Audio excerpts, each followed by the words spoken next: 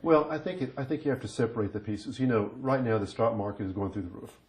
And, that's great, and that may make some people feel good, but it's not a real indicator of how businesses out there are really doing, because you have to realize that, there's low interest rate. People who have money, especially big investors, the bond market is flat. Interest rates are lower, at their lowest point that they've been at for years and years and years, and will continue to stay low. So the stock market is really the only place where investors and people with money can look for any type of significant upside, which I think is driving this great market right now. But for a business owner, it's going to be a flat year, perhaps 1.5, 1.7 in overall growth, and that's reasonably flat. But that doesn't mean that you can just sit there and do nothing, and it certainly doesn't mean that you can hunker down. Now, and people just groan, and CEOs and management, when I talk to them, just groan like, oh, sure, you want me to do a 2-year plan? You must be joking. I don't know if I'm going to survive this year.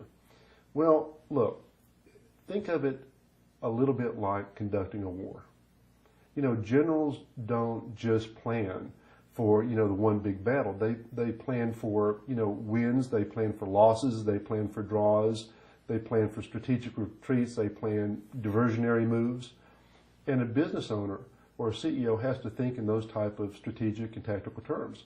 So even if this year is flat, so perhaps this is a stabilizing period when you can stabilize your business, you perhaps can improve it, you can change out some personnel, perhaps you can do some really thoughtful planning about where you want to be beginning 2014, 2015, 2016, when the economy changes, when administrations change, when the overall effects of Obamacare, sequestration, the federal deficit, on and on and on, become clearer.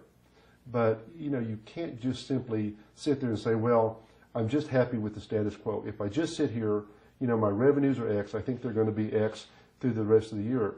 What I typically see in businesses that do nothing is that they typically fail, because no business can survive doing nothing.